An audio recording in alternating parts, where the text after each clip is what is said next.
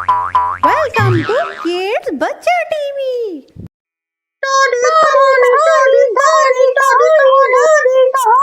अरे अरे अरे, आज तो आते ही शुरू हो गए दादी कहानी। कोई बात नहीं सुनाऊंगी, आज बहुत अच्छी कहानी सुनाऊंगी। वैसे तो मैं हर रोज ही मजेदार कहानी सुनाती हूँ, लेकिन आज सुनाऊंगी मैं भगवान विष्णु से जुड़ी हुई कहानी।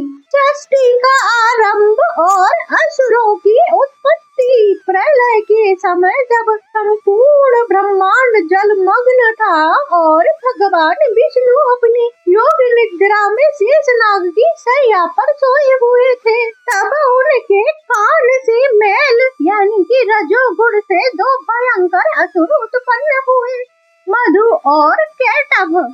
ये असुर जन्म लेते ही अत्यंत बलवानशाली थे। उन्होंने घोर तपस्या करके ब्रह्मा जी से यह वरदान प्राप्त कर लिया कि उनकी मृत्यु केवल और केवल उनकी इच्छा से ही होगी, यानी कि स्वेच्छा मृत्यु का वरदान ले लिया। इस वरदान के अहंकार में उन्होंने सृष्टि के रचयिता भगवान ब्रह्मा पर हमला कर दिया, जो भगवान विष्णु की नाभि के कमल पर विराजमान थे। जब ब्रह्मा जी ने देखा कि दो विशाल असुर उनकी ओर वध करने के लिए बढ़ रहे हैं, तब उन्होंने भगवान विष्णु को जगाने का प्रयास किया, लेकिन विष्णु जी के भी योग निद्रा के प्रभाव में गहरी नींद में सोए हुए थे। तब ब्रह्मा जी ने साक्षात शक्ति की स्तुति की, जिसे रात्रि सूतक के रूप में जाना जाता है। ब्रह्मा जी ने देवी से प्रार्थना की कि वे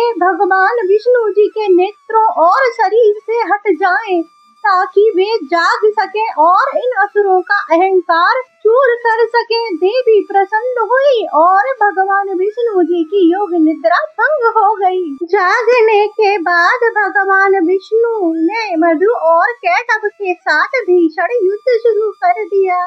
यह युद्ध सामान्य नहीं था, यह 5000 वर्षों तक चलता ही रहा। दोनों असुर इतने शक्तिशाली थे कि वे भगवान विष्णु के प्रहारों को आसानी से झेल रहे थे। माँ शक्ति ने अपनी माया से असुरों की बुद्धि भ्रमित कर दी। असुरों को लगने लगा कि वे विष्णु जी से भी अधिक शक्तिशाली हैं। अत्यधिक अहंकार के वशीभूत होकर उन्होंने भगवान विष्णु से कहा, हम तुम्हारे युद्ध कौशल से प्रसन्न हैं, तुम हमसे कोई वरदान मांग लो। भगवान विष्णु ने चतुराई से काम लिया और कहा, यदि तुम वास्तव में प्रसन्न हो तो मुझे यह वरदान दो कि तुम दोनों का वध मेरे हाथों से ही हो। असुर अपनी ही बातों के जाल में फंस गए थे। उन्होंने चारों ओर देखा कि पृथ्वी पूरी जलमग्न है। उन्होंने सोचा कि यदि वे ऐसी शर्त रख दें जो असंभव हो तो वे बच जाएंगे। उन्होंने कहा, ठीक है, पर तुम हमारा वध वहीं कर सकते हो जहाँ जल ना हो, केवल पृथ्वी सूखी हो। भगवान विष्णु ने मुस्कुराते हुए अपना विराट रूप धारण कर लिया और अपनी जांघों को जल से ऊपर उठाकर फैला दिया। उन्होंने कहा, यहाँ जल नहीं है, यह स्थान सूखा है।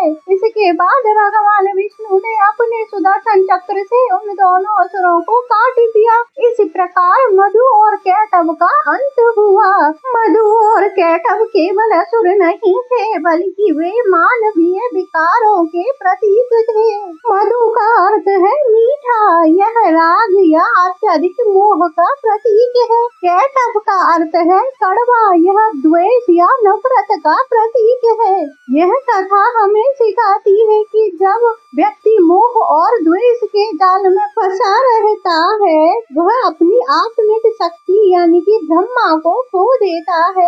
इन विकारों का अंत केवल और केवल ईश्वर की कृपा और शक्ति ज्ञान के माध्यम से ही संभव है। तो बच्चों, तुम लोगों को कैसी लगी ये कहानी? अगर अच्छी लगी हो तो चैनल को सब्सक्राइब कर दो, वीडियो को लाइक कर दो, बेल आइकन ऑल पे दबा दो। मिलेंगे कल एक और कहानी में, तब तक के लिए बाय बाय मेरे जिगर के टुकड़ों।